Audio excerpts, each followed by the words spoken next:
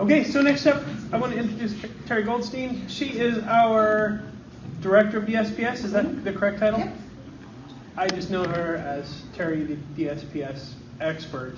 She works with our Disabled Students Programs and Services Department on campus, and she is here to talk to you about some of the things that we do to help our disabled students have an equal opportunity to learn on campus. Would you mind putting this on, because it is For that, so we can caption our video with good accuracy. Very good. All right. So I've got some handouts. We're going to start them at both ends. Thank you very much. There's three. So the first one is just an overview of Disabled Students Programs and Services. I'm going to make sure that you get all of these electronically.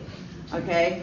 So I just wasn't able to do that before the meeting. The second one is top 5 best practices for faculty. I send this out, try to send it out every semester. And then the last one is about service dogs. This, I know a lot of you guys have questions about service animals in the classrooms. Okay, so again, I'm Dr. Terry Goldstein. I'm the Director of our Disabled Students Programs and Services. On the top 5 best practices for faculty, you have my direct contact information. Any questions, anything comes up, any uncertainties, just give me a call. When I see stuff like this, it's great, but then I wonder, how are you going to do it when somebody can't see? How are you going to do it when somebody doesn't have use of their hands? So just some things to think about as you're looking at technologies and integrating them into your classroom. We've got to remember about integrating it for our students with disabilities as well. Okay, so Disabled Students Programs and Services, we are located right across the quad. What used to be reprographics, but you're all new faculty, so you probably don't know. Reprographics used to be right over here, and now that's Disabled Students Programs and Services, what used to be the old mailroom and used to be the old health center. So stop in and visit our office. We're really happy to have our own space because we used to be spread out all over campus. Something really important for everybody to know. Everybody got their handouts? Okay. So something really important for everybody to know is that DSPS is voluntary, so we cannot require anyone to go to DSPS. And we can't go out and actively recruit people. So when you're sending those early alerts and saying this person might be qualified for DSPS, somebody else has to reach out to them. Because we can't say, hey, your professor thinks you might be a person with a disability. But you are the front lines. You might, in fact, see somebody who has a disability who doesn't know. Because here's why. In high schools especially, the onus is on the school to identify the student with a disability, to figure out what they need, and to put everything into place. Students don't know how to do any of that. Then they come to college, it's completely reversed. Student has to come to us. Student has to bring in documentation of the disability, and student has to at least say, I need something. I don't know what it is. They maybe know, maybe they don't know, but they need to come to us. So that's the first and really important thing, is always, and that's why you put it on your syllabus, talk about it the first day, get students to come visit DSPS, encourage them to come to DSPS, encourage them to talk to you. So some of the services that we provide. We are for any student with any type of a learning, mental health, or physical disability. Okay? So anything that anybody feels is a barrier to education. And what's a barrier to one person's education may not be to another. We might have one student with asthma who needs our services because they need to use the cart to get around campus, and another student is fine with just their inhaler and they don't feel a need to go to DSPS. So it's really individual. Some of the services that we provide. You're very much involved with test proctoring. So test proctoring in a quiet location. So we find that for some students, based on their type of disability, take them out of that classroom, put them in a distraction-reduced environment, give them a little extra time, and we see the test scores go up. Alternative format services. So you will know well in advance if you have somebody who's blind in your class, okay? As we send out, registration's November 8th, you will know as soon as we know. We're sending you information saying, hey, get us your book, get us your classroom materials, because we need to convert that into Braille or whatever format that student needs. But we do a lot more than just Braille.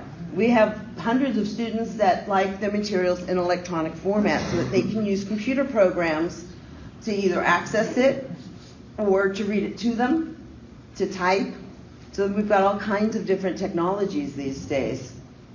So Katrina Marquez is our assistive technology specialist.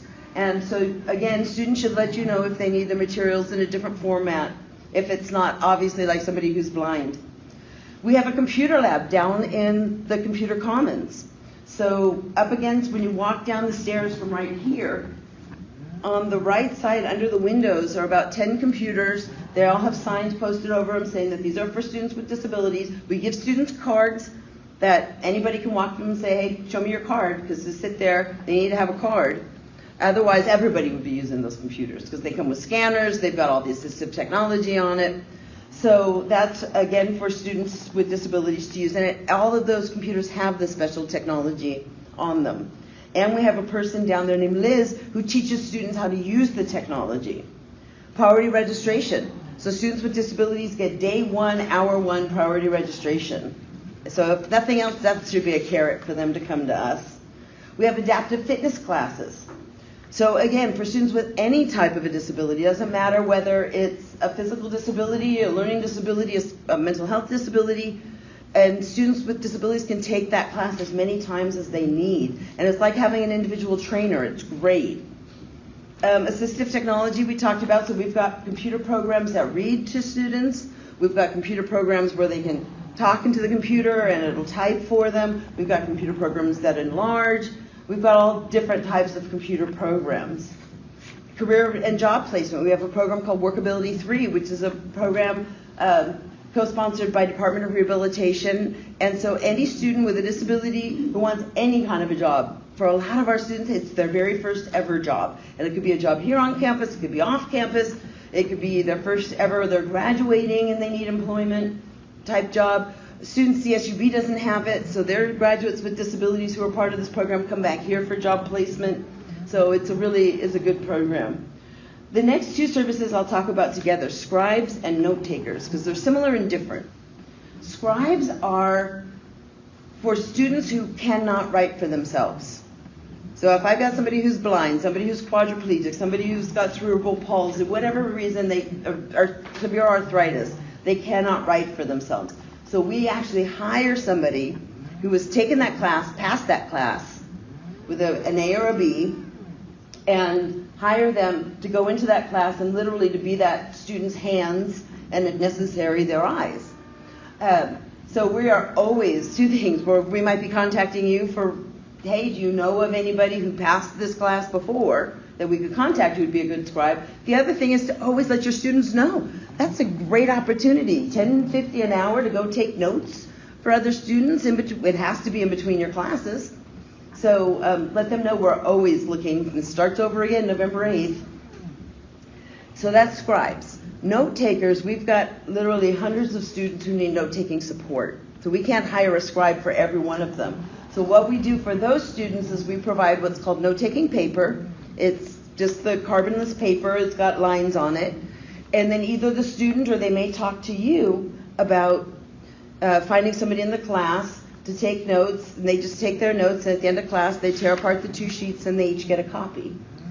We can also, if the student doesn't want to do that, the note-taking student, if they want to use their own spiral notebook or whatever, they can come over and we'll copy them for free, whatever is easiest for the student that needs the notes and the student who's taking the notes. We provide tape recorders for students. We have an auditory note-taking program called SonoSense that's available for students with disabilities. Just to let you know regarding tape recording, if it's on a student's accommodation checklist, and we'll talk about that in a minute, you have to allow that student to record your class. If you're concerned for whatever reason, we do have a waiver that students have to sign saying that it's for their use only. They will destroy the recordings at the end of the semester, and that if they are found that they give these recordings to anybody else, that it's a violation of the student code of conduct. So if you have any concerns, just let us know and we'll ask the student to sign that. Doesn't happen often, but we've got the form. It's available for you in case you want it. Students with disabilities get additional tutoring time. So every student gets 1 hour, students with disabilities get 2. Again, it'll be on their checklist. So for students who are deaf, we of course provide sign language interpreters, but let's say we became deaf tomorrow. We wouldn't put a sign language interpreter in the room, right? What we do is we have what's called computer-aided real-time translation. So it's somebody who's trained on the court reporting machines, so like a court stenographer, and it's linked to a laptop that has special software, and everything that's said gets typed and comes out on the screen verbatim so the student can read what's going on in the classroom. And if they want, they get a transcript at the end, but it's going to be unedited. So it's every that is said in class, and then they have to go through it and take their own notes from that if they want. But that's what's provided. So we've got about 4 CART providers on our campus right now. We've got 5 staff interpreters and a whole bunch of other interpreters that we use from an interpreting agency. Bookstore front of the line privileges, another awesome resource because some students cannot stand in line, and some students you don't want standing in line for long periods of time. So again, we give them a card, they take it up to the front of the line, they just flash the card, they pay, they go. Specialized furniture. You can let us know, student can let us know. It's often those classrooms where it's the one desk chair together that students might, if you use a wheelchair, you might need a separate desk, or some people have back injuries or leg injuries or whatever, and they need a different chair. Let us know. We talk to M&O about getting that placed for you. Disability management counseling, of course. We work with students regarding their disability and how it impacts them for school and work and everyday life. And then liaison to any campus program and service. So we're always a good referral. Even if it's not a disability-related need, say go talk to them in DSPS, they'll help you out. We've got counselors here, and we've got somebody up in Delano as well. So now I'd like to go through the top 5 best practices for faculty. So the first one is place your book orders early according to the bookstore's deadlines. Everybody will love that because, as I've talked about, you may or may not know that if we've got somebody who's blind, you'll know about it, but you won't know necessarily that you've got somebody with a learning disability who wants their book in an electronic format. Unless you haven't ordered your book, then we'll start bugging you. So that's why we need you to order your materials early so we have access to it so that we can go, because sometimes we have to go to the publisher, sometimes we have to cut up the book and scan it. If the publisher doesn't have a file, we have the capacity to chop the spine off, and we have high-speed duplex scanners that scan both sides of the page at the same time. But then people have to look at it. Scanners aren't perfect, you know that. Somebody has to go through. Even if we get it from the publisher, somebody has to go through, because think about a textbook. You've got text box over here, you've got a photo over there, you've got a chart over here, and screen readers read linearly.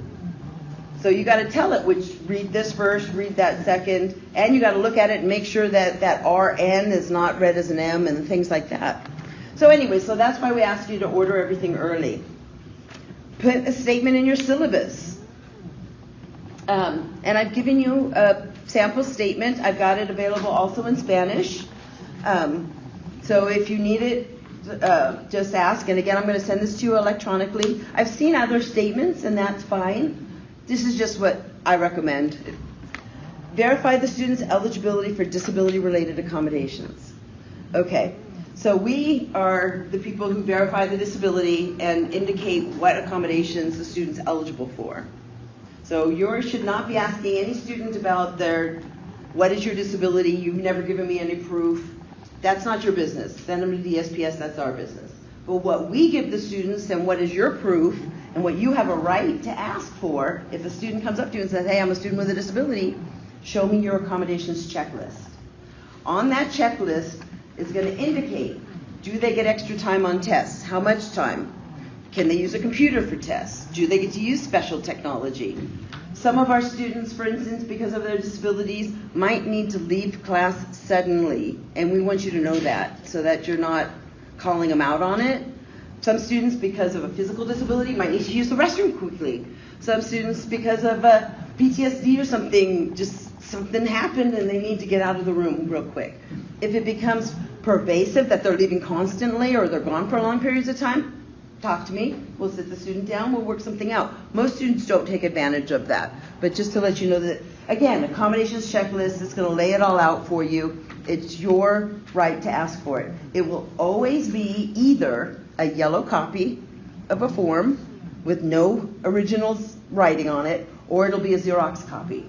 If a student gives you something and it has ink on it, know that they added that. Because what we do is we make a change on the original and give them a Xerox copy if they want something changed. Okay, that's kind of a safeguard. So just to let you know about that. So everyone clear on accommodations checklist. It is your right to ask for that. If somebody says, I'm a person with a disability, and they say I don't have it, go to DSPS and request it. And they're only good for the academic year. So at the top of it, it's going to say 17-18. Oh, sorry, this was from last year. You need to go to DSPS and update. So again, that's kind of your safeguard. Assist students with note-taker recruitment when requested. So we talked about note-takers. And so sometimes a student might come to you and say, hey, I need assistance. The one important thing is to not go, John here needs a note-taker. Who's going to be a note-taker for John? You know, you understand. You don't want to put the student on the spot. So we have a student who needs some note-taking assistance. If I can have a volunteer, please come see me after class. Something as simple as that. And when the student gives you their disability accommodations checklist, try and talk to them privately without students around if you can.